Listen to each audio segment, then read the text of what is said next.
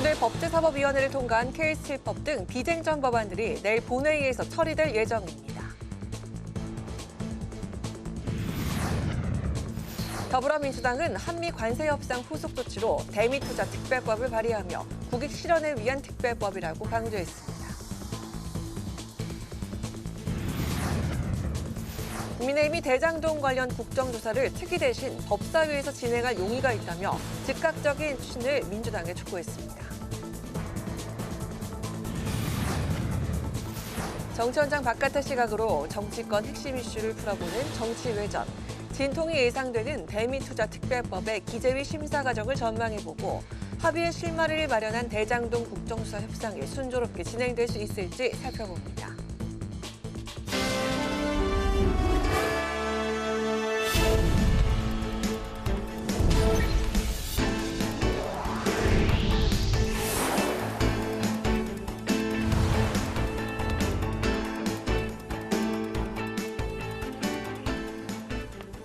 여러분 안녕하십니까? 11월 26일 수요일 국회 라이브 6 시작하겠습니다. 오늘 뉴스는 법제사법위원회 중계방송으로 늦게 시작합니다. 국회 법제사법위원회는 내일 본회의를 열고 철강산업 지원을 위한 K17법 등 민생 법안을 통과시켰습니다. 내일 본회의에선 추경호 의원 체포 동의안에 대한 표결도 예고돼 있습니다.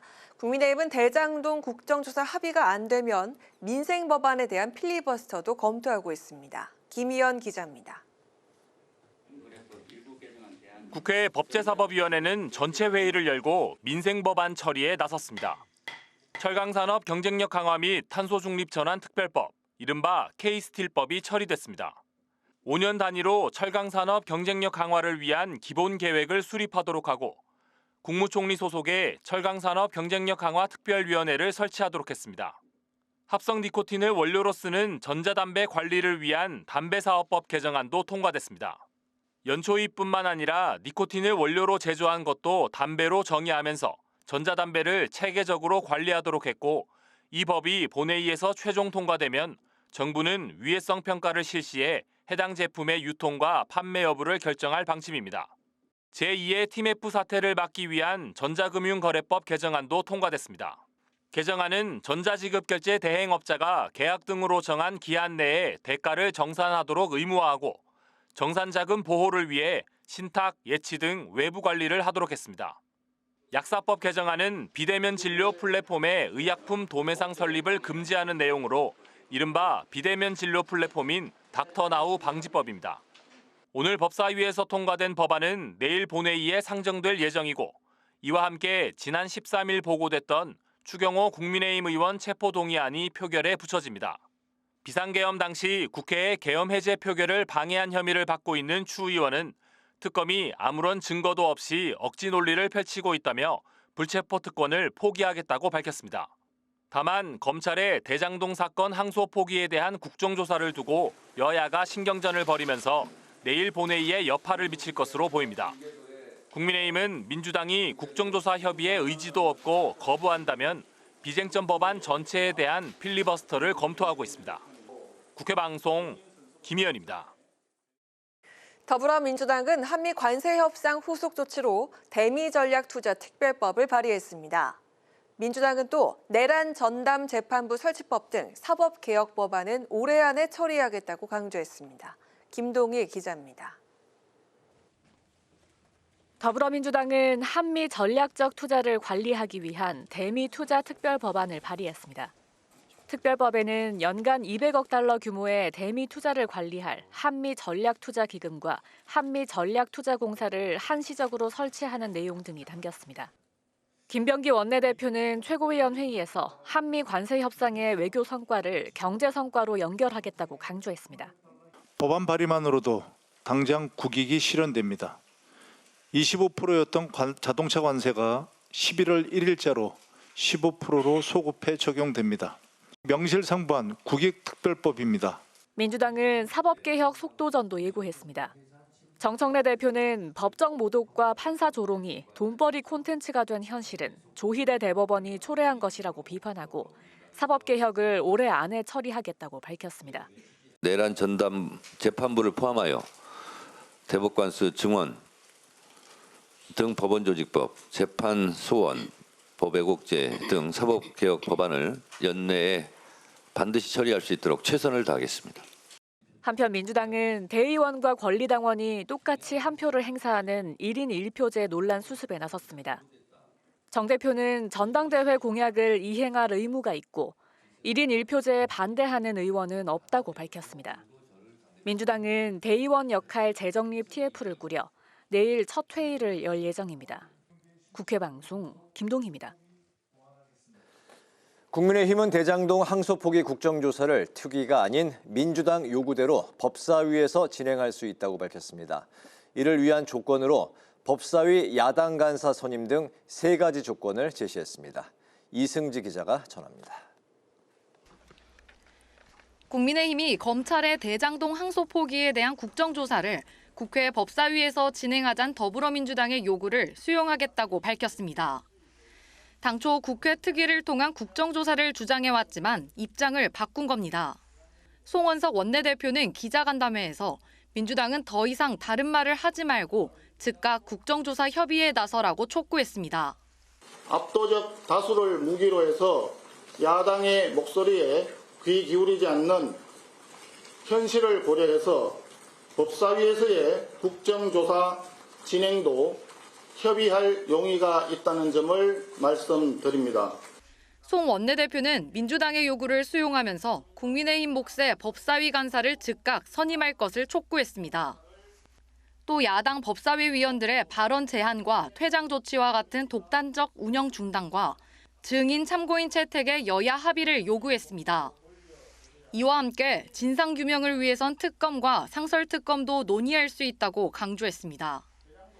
이런 가운데 민주당을 향한 공세도 이어갔습니다. 국민의힘은 대장동 항소 포기 관련 공개 토론 참여 요구에 정청래 대표가 침묵으로 일관하고 있다고 비판했습니다. 말로는 모든 절차를 동원해서라도 진실을 밝히겠다며 큰 소리쳤지만 막상 진실을 밝힐 기회가 열리자 뒤로 숨는 비겁한 태도를 보이고 있습니다. 한편 국민의힘은 천안에서 민생회복 법치수호 국민대회를 열고 대국민 여론전을 이어갔습니다. 국회 방송 이승지입니다.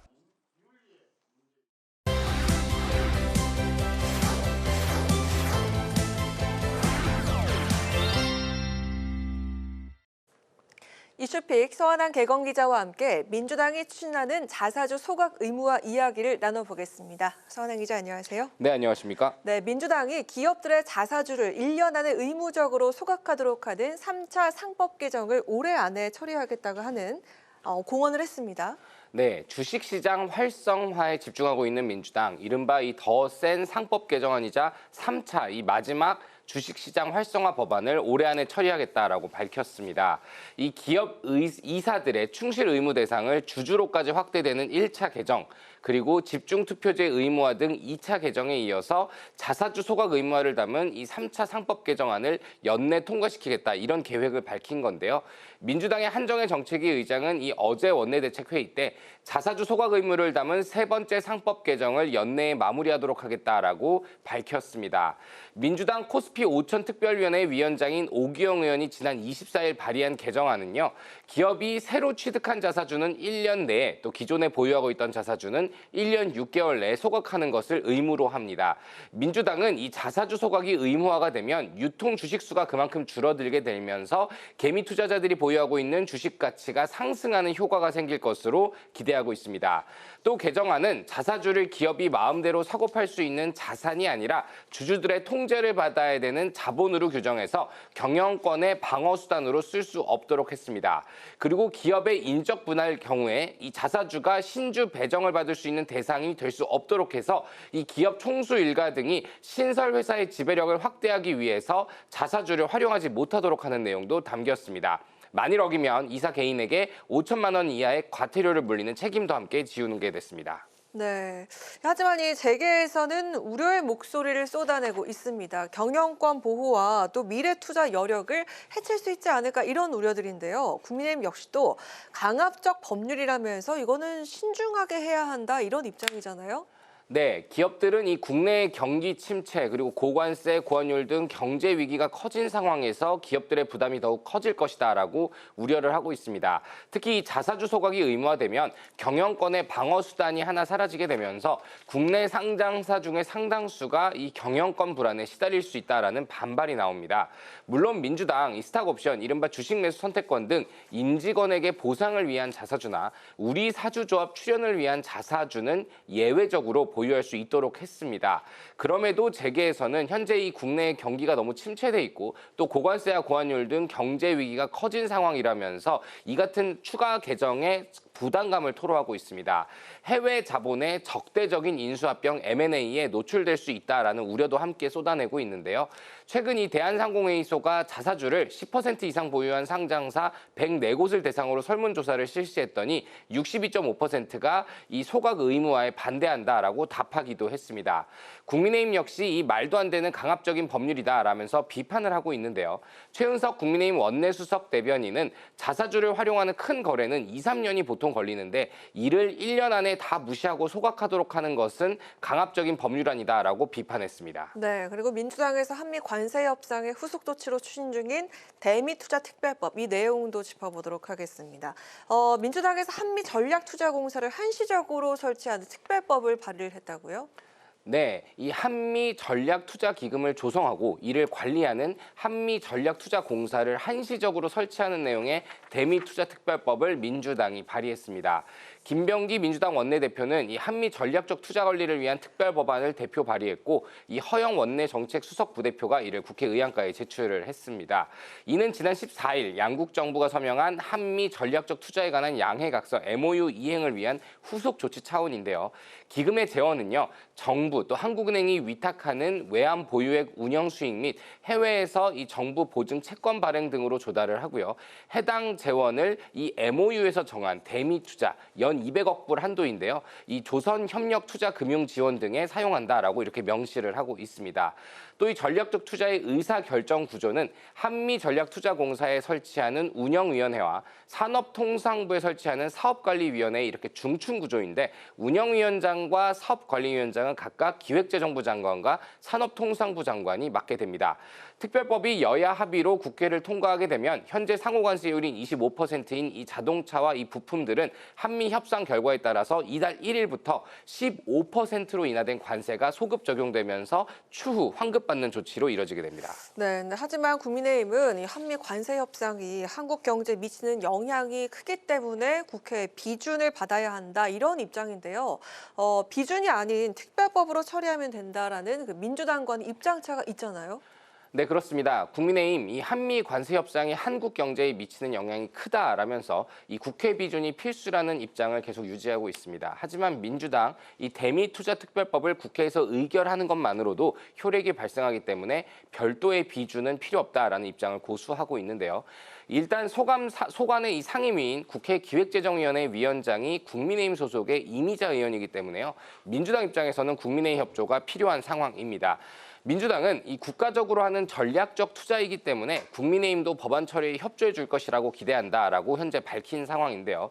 특히 국민의힘에서 비준을 받아야 된다라고 계속 주장은 하고 있지만 동시에 특별법에 대해서는 협조하지 않겠다라고 의사를 구체적으로 표명한 바가 없기 때문에 여야 합의 처리가 가능할 것을 기대하고 있습니다. 그러다 보니까 민주당 아직 패스트트랙 처리는 계획하지 않고 있는 그런 상황인데요. 다만 이 최근 국민의힘에서 필리버스터를 검토하면서 민주당이 추진하는 모든 법안에 대해서 반대하는 안이 유력하게 거론되고 있다 보니까 이 대미투자특별법 역시 여야 대치에 영향을 받을 것인지는 향후 이 정치 전국 흐름에 지켜봐야 될 부분인 것 같습니다. 네, 오늘 이슈픽은 여기까지 들어보겠습니다. 서은한 기자와 함께했습니다. 고맙습니다.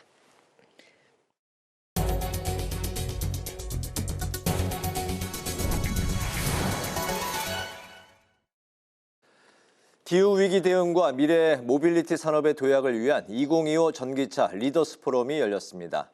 여야는 민관, 학이 힘을 합치는 건 물론 전기차 산업 생태계의 모든 구성 요소가 연계돼야 글로벌 시장에서 경쟁력을 갖출 수 있다고 강조했습니다. 오다힌 기자입니다.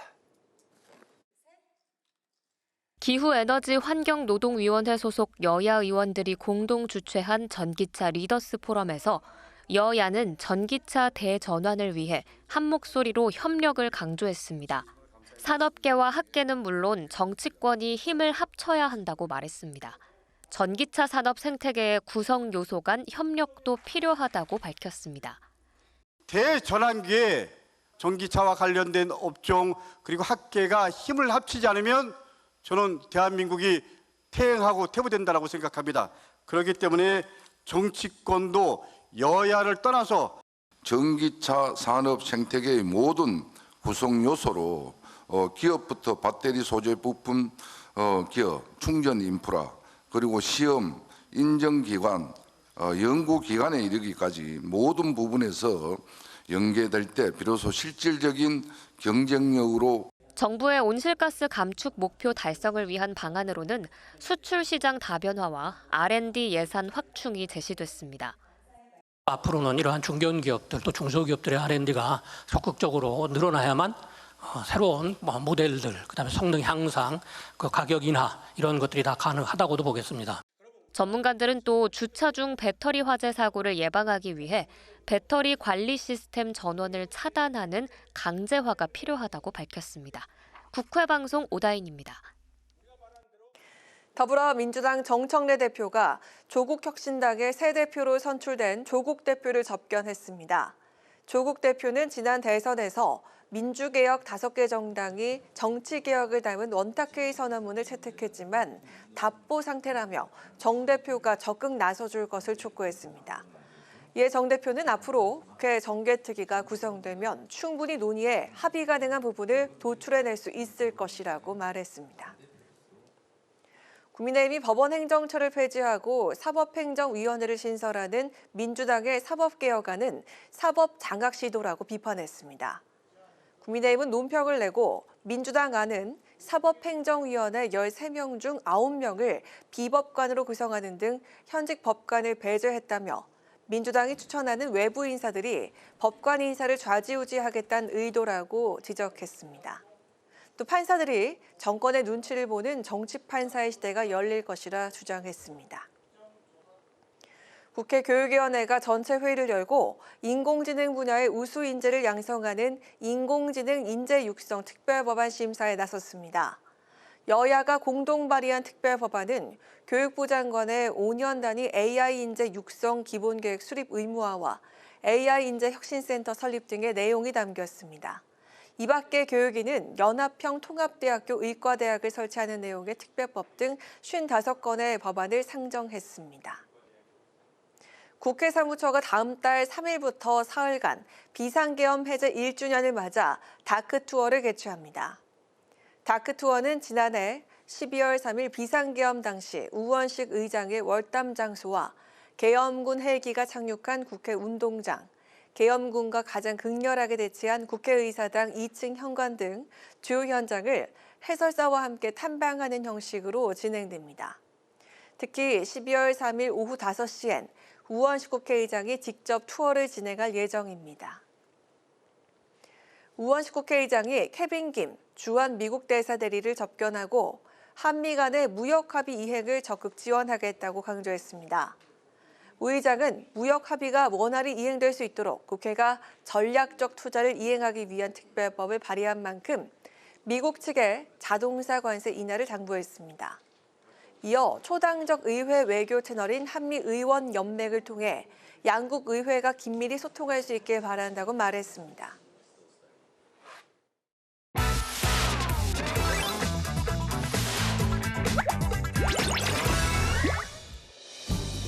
11월 26일 강아랑이 전해주는 정치권의 뜨거운 말말말 강아랑의 정치랑입니다. 오늘 첫 번째 주제, 위헌소지입니다. 더불어민주당 사법행정 정상화 TF가 어제 국회에서 공청회를 열고 사법행정개혁안 초안을 공개했죠. 민주당이 발표한 사법행정개혁안은 법원의 조직과 예산 및 인사를 총괄하는 법원행정처를 폐지하고 사법행정위원회를 새로 만들겠다는 내용이 담겼습니다. 특히 판사 인사를 담당하게 되는 사법행정위원회 내용을 살펴보면 13인의 위원 중 법관은 4명에서 6명까지 채우고 나머지 인사는 외부 인사로 이루겠다는 내용이 포함이 됐습니다. 이런 개혁안의 방침에 법조계에선 위헌 소지가 있다는 우려가 나왔습니다. 비법관위원이 다수를 차지하는 위원회에 법관 인사에 대한 모든 권한을 집중시킨다면 인사를 통해 재판에 영향을 미치려는 외부의 시도를 효과적으로 차단하기가 어렵습니다. 법관으로 구성된 법원이 정치적이거나 외부적인 간섭 없이 독립해서 사법행정의 핵심적 사항을 결정할 수 있어야 합니다. 법관 인사는 재판 독립과 직접 연결되는 만큼 위원회 비법관위원이 다수로 채워지게 되면 재판에 영향을 미치려는 외부 시도를 차단할 수 없다는 게 법조계 지적입니다. 하지만 민주당은 더 이상 미룰 수 있는 과제가 아니라면서 사법개혁 연내 처리를 못 박았습니다. 추천권도 아주 다양화하고 그리고 또 위원장 임명 방식에 대해서도 지금 2가지 안이 제안돼 있습니다. 뭐 정관예우를 근절하고 징계를 강화하는 방안. 그리고 사법행정에 있어서 비법관화를 상당히 또 추진하는 것. 굉장히 혁신적이고 개혁적인 내용들이 많이 들어있습니다. 과도하게 집중되어 있던 대법원장의 권한을 시대에 맞게 합리적으로 조정하는 것이죠. 최종 의견이 아니기 때문에 우리는 자연스럽게 지금 그러한 공론화, 토론의 과정으로 진입하고 있는 중입니다. 지난 2017년 사법농단이 논란이 불거진 당시에도 법원 행정처 폐지는 추진된 바 있습니다. 하지만 사법부의 반발과 위헌 논란이 이어지면서 실현되지 못했었습니다. 민주당이 사법개혁 드라이브를 건 가운데 국민의힘에선 대법원 흔들기라면서 반대 목소리를 냈습니다. 법원 행정처라는 거는 뭐냐면은 법관들의 사법의 독립을 유지하기 위해서 총무적인 기능을 할 수 있도록 법원 행정처를 두는 겁니다. 헌법에서 명확하게 입법, 행정, 사법의 독립성을 보장하고 재판의 독립성을 보장한 대법관을 이런 식으로 손대겠다? 우리 편 임명한다고 되는 게 아니라 아예 구조를 바꿔야 되겠구나. 이렇게 하고 있는 겁니다. 명백하게 헌법 위반 행위입니다. 사법행정의 신설은 사법 시스템의 근간을 바꾸는 대대적 개편으로 평가되고 있죠. 대법원장이 사법행정의 최종 권한을 갖고 판사 조직인 법원 행정처가 실무를 맡는 현 제도를 뿌리째 흔드는 개편이기 때문입니다. 사법권 침해 우려와 위헌 소지 논란이 불거지는 가운데 보완을 통해 사법개혁의 마침표를 찍을 수 있을지 지켜봐야겠습니다. 이어서 오늘 두 번째 주제, 강성 표심만 겨냥입니다. 내년 지방선거를 앞두고 여야가 공천룰 개편을 추진하면서 당내 이견에 직면할 상황입니다. 더불어민주당은 대의원과 권리당원의 1인 1표제를, 국민의힘은 당심 70%, 여론조사 30% 비율을 내세운 바가 있죠. 양당 모두 당원 주권 강화와 역선택 방지에 초점을 맞췄다고 밝혔지만 선거를 앞두고 중도 확장 대신에 기존 지지 기반 강화에 나선 것은 결국 강성 지지층의 영향력을 확대하겠다는 게 아니냐는 지적이 이어지고 있습니다. 민주당에선 이른바 정청래 룰로 불리는 1인 1표제를 두고 우려의 목소리가 계속되자 의결을 미루기로 했습니다. 전당대 1인 1표 논쟁은 어제 오늘의 일이 아니고요. 최소 3년 전부터 논의가 있었습니다. 작년에도 4선 중진 모임, 5선 중진 모임, 부울경 지역위원장회의회 등 이재명 대표님 모시고 제가 배석해서 다양한 논의가 있었습니다. 또 우려하신 분들도 계시고 또 우려하신 내용들도 있는데 그럼에도 불구하고 1인 1표에 대한 반대는 없었습니다. 시기나 어떤 도입 절차나 이런 부분에 대해서 조금 더 보완하자라는 의견으로 저는 이해하고 있고요. 국민의 선택을 받아야 하는 전국 선거에서 민심보다 당심을 우선해 후보를 선발하는 방식은 후보의 당선 가능성을 낮출 수 있다는 건데요. 1인 1표제에 대한 당내 이견은 없다면서 갈등 수습에 나선 민주당은 의견 수렴을 통해 보완할 것이라는 입장을 밝혔습니다. 공천룰 개편에 대한 내부 갈등은 국민의힘도 마찬가지입니다. 민주당이 그런 1인 1투표제 약간 폐쇄적인 그런 이야기를 나눌 때일수록 국민의힘은 유권자 지향 정당으로 바뀌어야 된다고 생각합니다. 지지층을 보는 정치가 아니라 열린 정당으로 나아가야 하는데 국민들로 하여금 정치 혐오만 부추길 거라고 생각이 들고요. 우리 당의 당원들의 정치적 효능감을 높여서 우리 당의 체질을 좀 더 단단하게 만들기 위해서는 경선 과정에서 우리의 영향력을 좀 더 크게 느낄 수 있게 하는 방향이 필요하다. 특히 우리 당의 당세가 약한 지역, 수도권 경기도 지역에서는 당원들의 적극적인 참여를 유도할 필요가 많다. 국민의힘은 지방선거 후보자 선출을 위한 경선 룰을 당원 투표 70%, 여론조사 30%로 변경하겠다고 밝혔죠. 기존 당원 투표 50%, 여론조사 50%에서 당심의 반영 비율을 높이겠다고 밝힌 건데요. 이를 두고 당 내에선 민심 반영 확대를 해야 한다는 목소리가 커지고 있습니다. 국민의힘은 향후 최고위원회의 의견 수렴을 거친 뒤 상임전국위원회와 전국위원회 의결 절차를 밟겠다는 계획입니다. 강성 지지층 결집을 강화하는 방향의 공천룰 개편은 자칫 누리 정치의 양극화를 더 고착화시킬 수 있다는 우려가 제기되고 있죠. 의결까지 시간을 남겨둔 만큼 충분한 수기를 거쳐 중도층까지도 끌어안을 수 있는 공천룰 방안을 마련할 수 있길 기대해 보겠습니다. 지금까지 강아랑의 정치 랑이었습니다.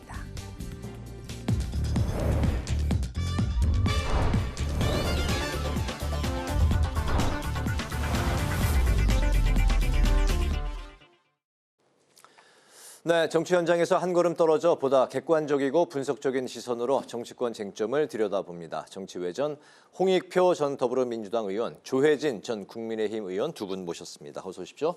반갑습니다. 네. 여당이 대미투자특별법을 발의했습니다. 관세 인하가 11월 1일자로 소급으로 적용이 되고 또 외환 시장이 이제 불안할 때 투자 금액을 조정하는 내용이 담겨 있습니다. 여당은 패스트트랙까지는 검토하고 있지 않고 국민의힘의 협조를 요청을 했는데요. 이제 기재위의 심사가 관건인 상황이 됐습니다. 기재위 심사 좀 어떻게 전망을 하십니까?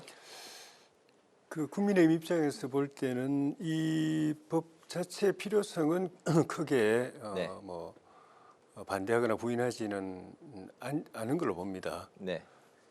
이제 다만 이제 문제점은 이 법의 전제가 되는 관세 협정. 네. 그게 MOU 형태로 돼 있고 이것이 이 관계성으로 본다면은 대미투자특별법보다도 더 중요하고 예.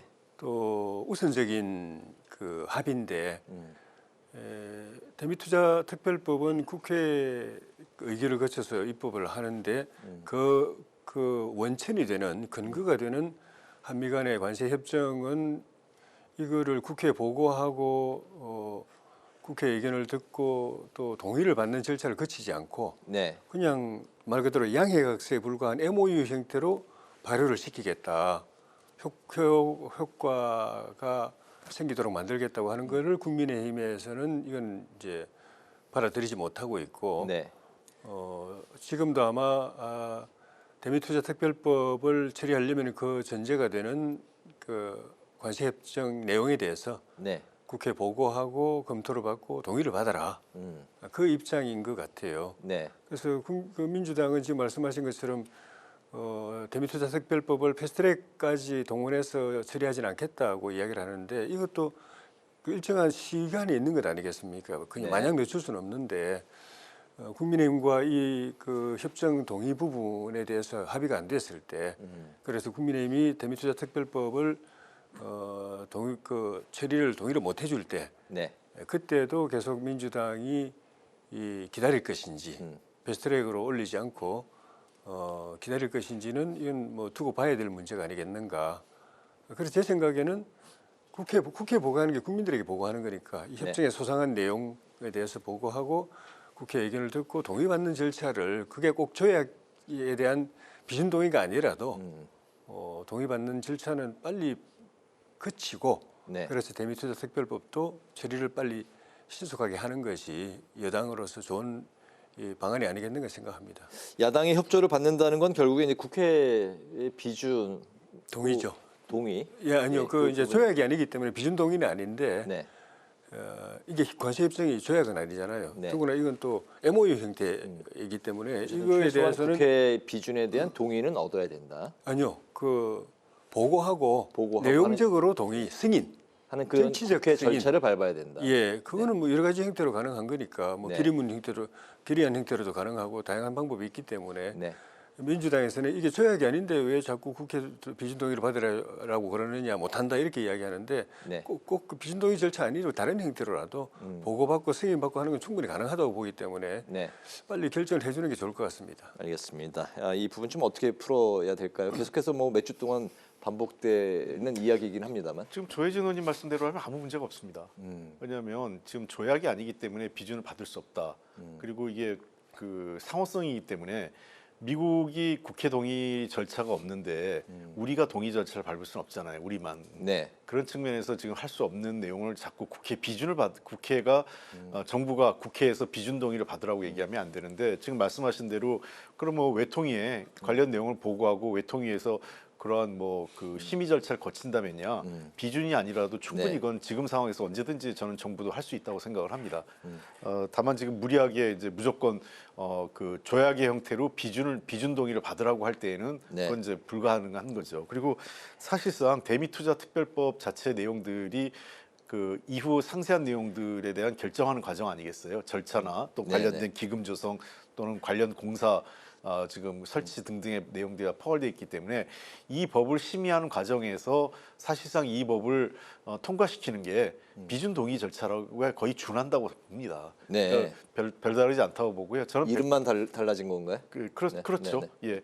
그러니까 조약이면 비준 동의를 받아야 되는데 조약이 아니기 때문에 대미투자특별법을 통해서 정부는 국회에게 관련 내용을 소상히 보고하고 국회는 대미투자특별법을 심의 그다음에 통과시킴으로 인해서 법안 통과를 함으로써 사실상의 비준 동의에 그 준하는 효과를 거둘 수 있다 이렇게 보이고요. 네. 또 나가서 저는 전에도 한번 그 비슷한 얘기를 한 적이 있는데 건바이 건 이후에 구체적으로 투자 심의가 완성돼서 어떤 투자 합의가 이루어진다면 그것대로 필요하다면 국회에 심의 절차를 거칠 수 있다고 봐요. 지금 현재는 어떤 사업에 어떤 돈이 들어갈지를 특정화할 수 없는 상태이기 때문에 국회의 그 어떤 세부적인 사업에 대한 보고나 동의를 받기 어려운 상황이죠.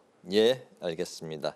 대미투자특별법에 대한 여야 그 이견이 있는 사안에 대해서 두 분의 말씀을 들었고 오늘은 좀 이 정도로 정리를 하고 다음 이슈가 대장동 항소포기 국정조사 협상인데요.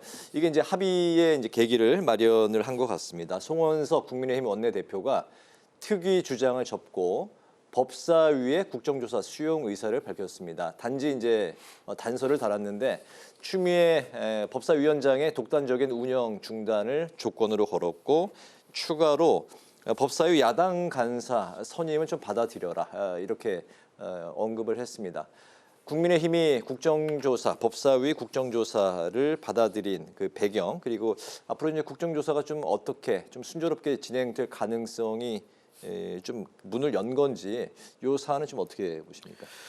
네, 일단은 뭐 야당에서 특위하고 동수 의석을 고집하다가 이제 두 개를 다 포기하고 그냥 법사위에서 하겠다 네. 했기 때문에 큰 그 어떤 장애물을 넘은 듯해 보이지만 새로운 장애물을 내건 게 돼요. 그러니까 예를 들면 네.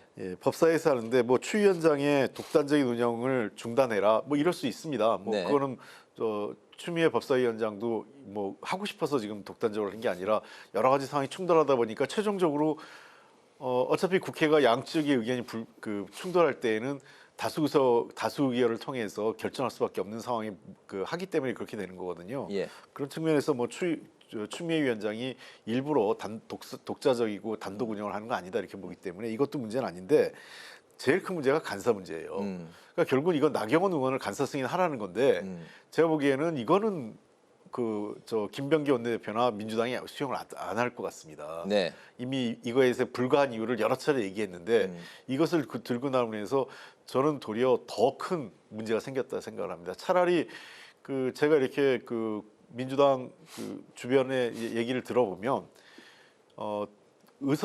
여야 동수가 아닌 의석 네. 비례만 한다면 특위도 받을 수 있는 분위기였어요. 민주당이요. 네. 도리어 그런 제안을 하지 않고 법사위로 가면서 나경원 의원 간사 선임을 들고 나온 거는 저는 도리어 이 판이 깨질 가능성이 훨씬 높아졌다 이렇게 보입니다. 네, 그렇게 보시는군요. 네. 조건으로 내걸었던 게 사실상 뭐 추미애 위원장의 독단 운영 뭐 이 부분이 아니라 야당 간사 선임이 더 이제 핵심이다라고 이제 말씀을 하셨고 국민의힘은 만약에 이 사안이 제대로 민주당이 해결을 못하면 내일 그 필리버스터도 검토할 수 있다. 이런 현재 입장인 것 같아요. 그 추미애 위원장의 독단적인 운영 안 하겠다는 약속, 그게 결국은 이제 우리 국민의힘 몫의 법사위 간사 임명하고 같은 의미입니다. 추 위원장이 독단적으로 못하게 하려면은 그걸 견제할 수 있는 야당 간사가 임명이 돼야 되고, 또 야당 간사가 말하자면 야당 측 위원장의 그 역할이고 또 법사위 부위원장의 역할이기 때문에 야당 측 위원장이 야당 측 간사가 없기 때문에 계속 독단적 진행이 되는 측면도 있어서 빨리 그거를 임명을 하고 그것도 정치력을 가진 중진 의원이 임명이 되면은 그 야당 정치력 있는 중진 간사의 정치적 견제에 의해서 추미애 위원장도 독단적인 운영이 제동이 걸릴 거다라고 이제 생각하는 건데, 민주당에서 그거를 동의를 해주지 못하는 것 같으면은 이 국조가 쉽지 않고, 근데 그것과는 또 별개로 민주당이 국조를 할 의사가 있느냐라는 부분도 조금 미지수입니다. 우리 국민의힘에서 당초에 내세웠던 특위 만들자, 그리고 위원회 이하 동수로 하자는 걸 갖다가 철회한 동기 중에는 민주당이 이 국조를 할 의사가 없다, 하고 싶어 하지 않다. 그래서 이걸 파기하려고 하는 핑계거리를 자꾸 찾는 것 같다. 그래서 결국 뭐 국민의힘이 특위 요구하고 예동수 요구하는 바람에 이거는 안 됐다라고 하려고 하는 것 같으니까 그렇게 달아나지 못하도록 국조를 이렇게 무산시키지 못하도록 그리고 그 핑계를 우리 국민의힘에게 떠넘기지 못하도록 하기 위해서 그럼 그 조건 우리가 철회한다라고 한 측면이 있어요. 왜냐하면 정치적으로 국조가 민주당에게 유리할 게 하나도 없거든요. 일단 뭐 이재명 대통령 이름이 계속 나올 것이니까 그러니까 거기서 대통령실부터가 굉장히 떨떠름할 거고, 그리고 거기서 다루는 주제들이 우리 당에서 요구하는 그 항소 포기 주제뿐만 아니라 민주당에서 요구하는 그 항명에 대한 그 항명을 다루자, 검사 항명 문제, 그다음에 뭐 조작 기소 문제, 이거 다 내용을 들여다 보면은 민주당이 그걸 파고들면 들수록 결국 대통령과 당에게 불리한 소재이기 때문에 안 하고 싶어하는 거라서 그래서 그 부분에서 좀 뭐 불리하더라도 뭐 국민들이 지켜본 눈이 있으니까 해야지 하면 될 건데 그렇지 않으면은 쉽지 않아 보입니다. 알겠습니다. 그래서 한마디로 제가 하면요. 그러려면 그 야당 간사 말씀하신 대로 나경원 의원 아닌 다른 법사위를 추천을 하면 민주당이 거부할 명분이 확 떨어지잖아요. 다른 야당 간사 선임할 가능성은 없는 거죠? 현재까지는 말씀드린 대로 추미애 위원장이 이례적으로 정말 뭐 민주당 안에서도 통제가 안 될 정도로 저렇게 독단적으로 운영하는 거를 최소한으로나마 견제를 하려면은 그런 정치적 무게를 가진 사람, 나경원 의원 정도가 아니면은 막 그 야당 간사 무시하고 또 그냥 마이웨이로 갈 거다라는 생각인 것 같아요. 단기적으로 이렇게 되면요 안 되는 겁니다. 그러니까 안 되는 제가 모르겠잖아요. 차라리 아까 특위로 가고 그 여야 의석 비례로 갔으면 저는 특위 받았을 거예요. 제가 확인한 바에는. 근데 법사위로 가면서 나경원 간사권을 들고 나왔기 때문에 이거는 특위는 제가 보기에는 이 국조는 거의 불가능한 상황으로 가는 겁니다. 민주당은 계속해서 나경원 의원은 절대 간사로 선임할 수 없다는 입장. 법사위는 법사위에 있는 것 자체도 받아들일 수 없는데 그거는 몰라도 간사는 안 된다는 걸 이미 명확히 해놨잖아요. 이건 그러니까 아까 조혜진 의원님 말씀하신 대로 뭐 저는 민주당이 그 국조를 피할 이유가 하나도 없다고 보는데, 그러려면 나경원 의원이 아닌 제3의 인물을 간사로 제시하면 저는 그거에 따라서 정말 민주당이 하려고 하는지 아니면 거부하려고 하는지가 분명히 드러날 거로 보입니다. 알겠습니다. 이슈가 많기 때문에 이 정도로 하고 또 다음 이슈로 넘어가겠습니다. 이재명 대통령의 귀국으로 여당이 사법개혁의 속도를 더 낼 것 같습니다. 지도부가 내란 재판부 추진을 공식화했고 또 사법 정상화 TF는 법원 행정처를 폐지하고 또 사법행정위원회를 통해서 13명을 두고 이 중 이제 법관은 4에서 6인, 나머지는 외부 인사로 충원을 하겠다. 바로 이 지점을 갖고 여야 간에 상당히 충돌하고 있는 그런 상황인데요. 특히 이제 사법행정위원회 13명 이 외부 인사를 다수로 두겠다. 이 부분에 대해서 두 분의 좀 생각을 이 지점을 좀 중점적으로 좀 들어볼까 하는데요. 예, 먼저 조 의원님. 일단은 사법행정이 헌법이 보장하고 있는 사법권 독립의 핵심적인 내용인데 네. 그거를 법원으로부터 박탈하겠다고 하는 거는 사법부 독립을 침해하고 파괴하고 헌법 위반입니다. 네.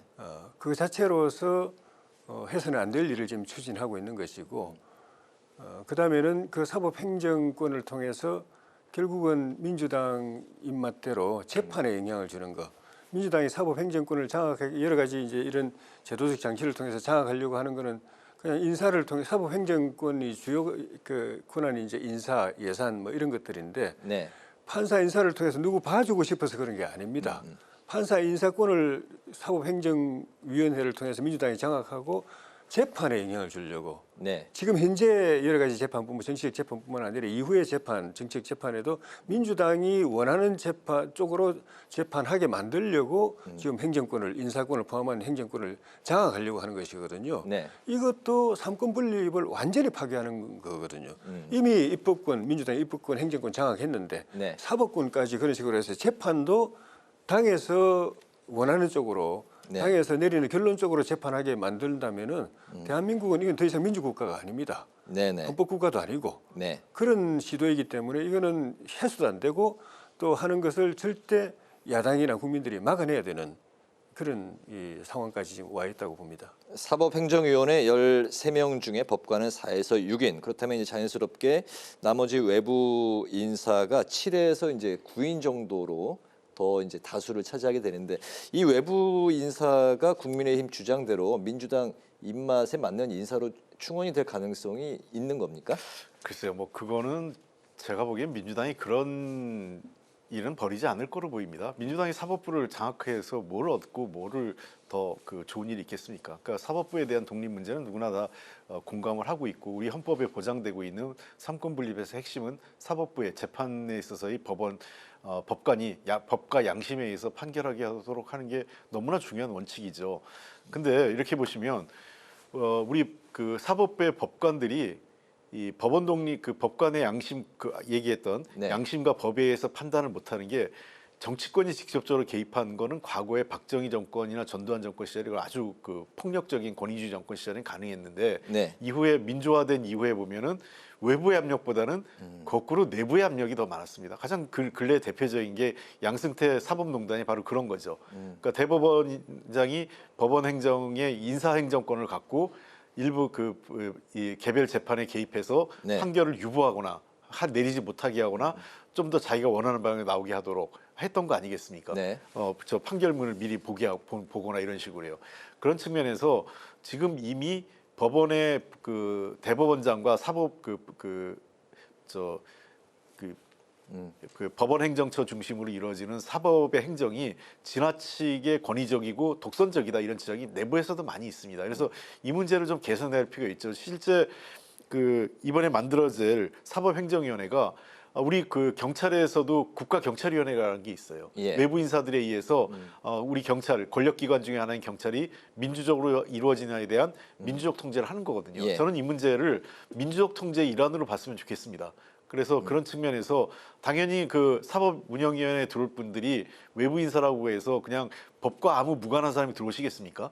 대부분 법조인들이 들어오실 거예요. 과거 법관 출신이거나 또는 뭐 하여간 법조계에서 오랜 충분한 경력이 있는 분들. 저는 도리어 사법운영에 들어갈 분들의 경력이나 이런 자격 요건을 좀 더 강화할 필요가 있다고 봐요. 예를 들면 정당 개입을 하지 않았거나, 예. 뭐 과거 정당에서 공천을 받아서 출마한 경력이 없다거나, 뭐 등등 이런 것들을 조건으로 걸고 그다음에 법조계 경력이 일정 수준 이상의 가진 분들을 대상으로 네. 사법 운영에 할 수 있다면 충분히 사법 독립을 지킬 수 있다고 보고 지금의 대법원장과 이 법원 행정처장 중심으로 이루어지는 독단적 운영을 좀 막을 수 있다고 생각을 합니다. 저는 이 안에 그 민주당의 안이 나온 거고요. 이 안에 대해서 제가 얘기한 것처럼 저는 국민의힘이 도리어 민주당 안에 대해서 그 합리적인 지적과 함께 개선 보완책을 냈으면 좋겠어요. 예컨대 법관의 수가 너무 적다.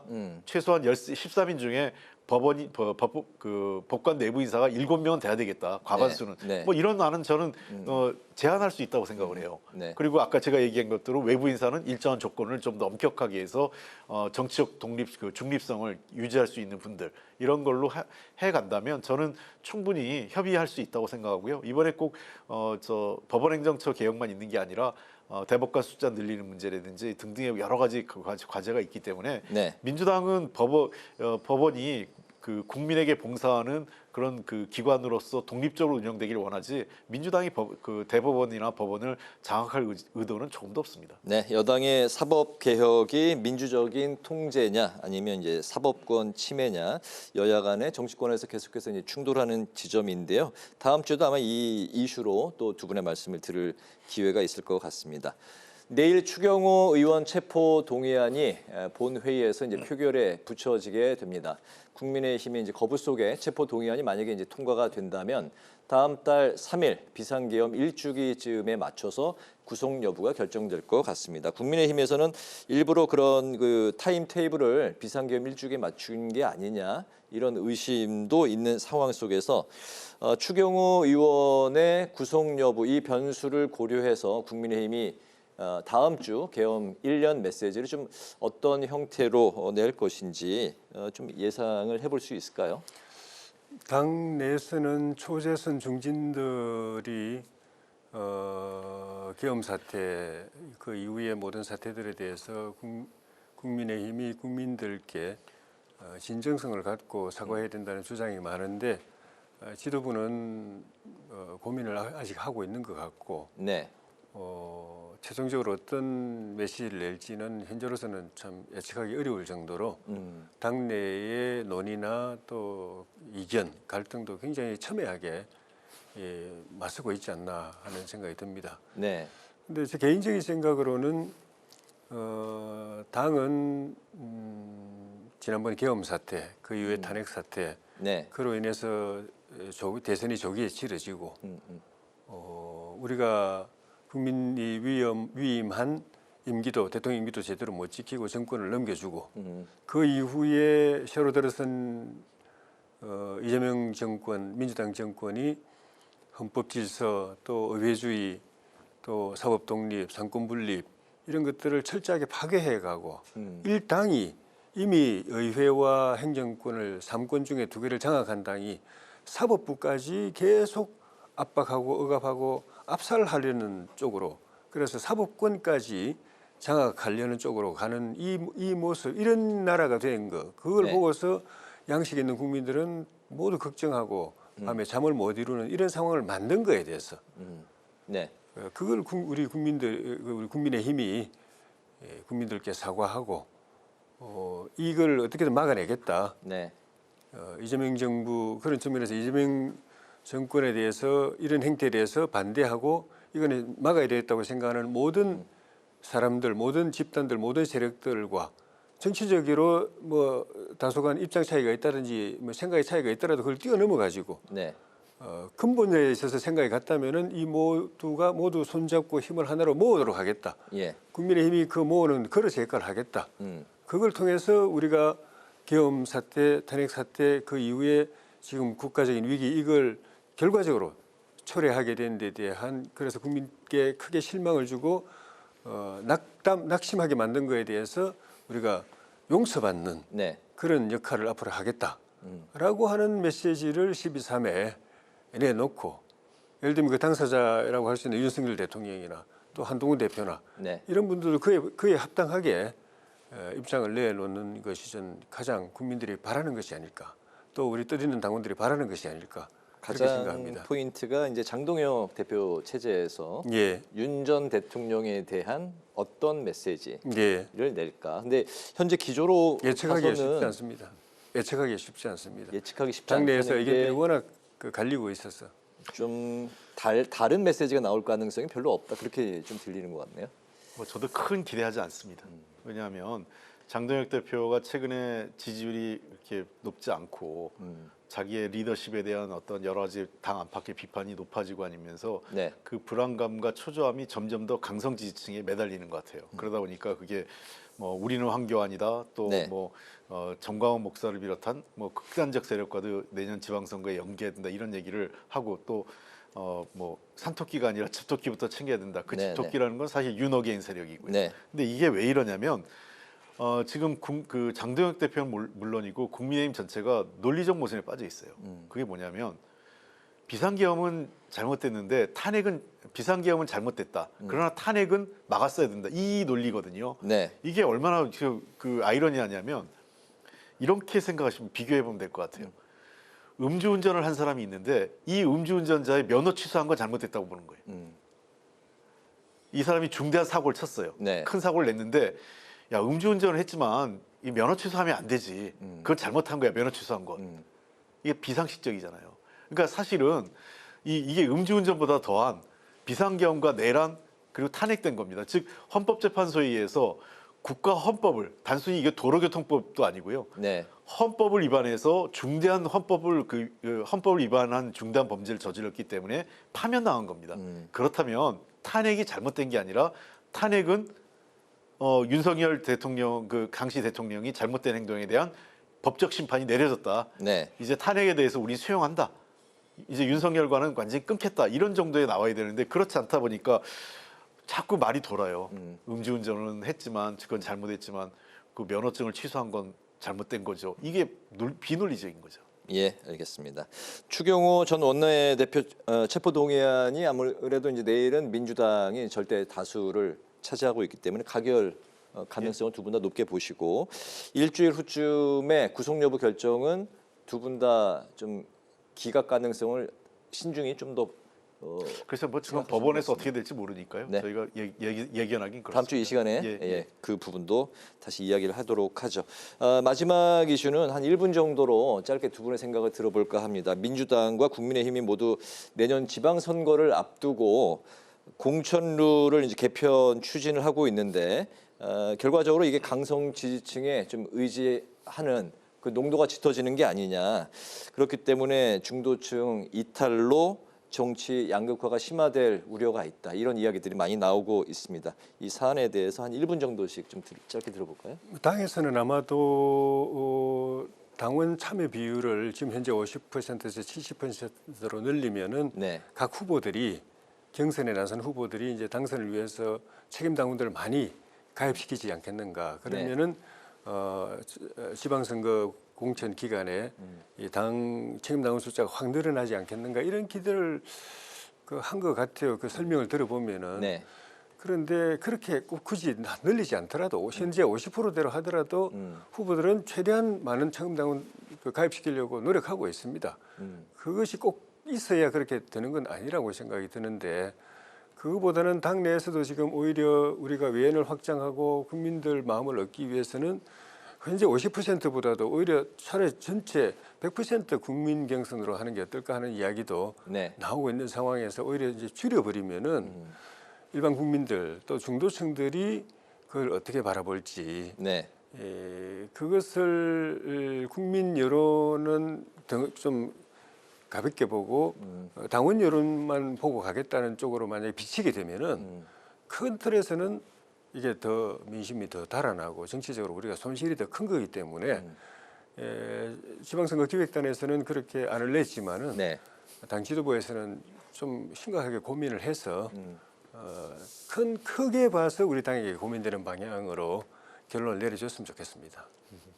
알겠습니다. 민심을 많이 반영하기를 바란다는 그런 말씀으로 들립니다. 제 개인적인 이해관계는 또 다르지만은 네. 지방선거에 참여하는 개인적 입장하고는 또 다르지만은 당의 입장에서 보면은 민심을 최대한 많이 반영하는 게 옳죠. 알겠습니다. 예. 두 분 다 지방 선거에 이제 도전 의사를 밝히셨는데요. 예, 어떻게 보십니까? 예, 민주당의 1인 1표제는 지방선거 공천과는 아무런 관련이 없습니다.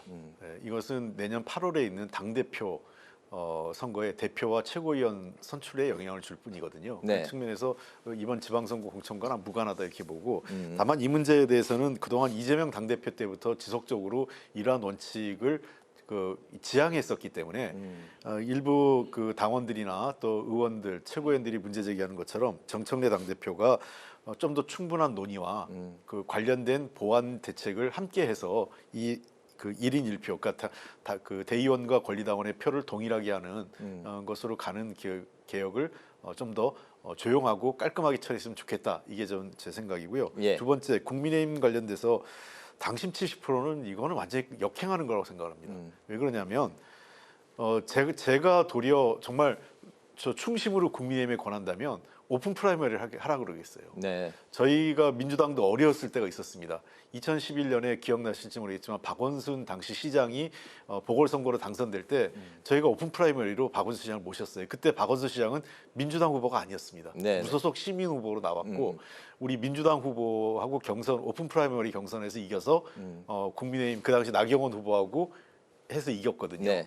그런 측면에서 어려운 시기일수록 국민 여론을 들을 수 있는 그러한 이 경선 방식을 선택하는 게 맞는데 더군다나 저는 문제는 지금 이게 나경원 의원이 그 기획단장이에요. 이걸 추진하는데. 근데 나경원 의원이 지금 서울시장 후보 가능성을 여전히 열어놓고 있잖아요. 네.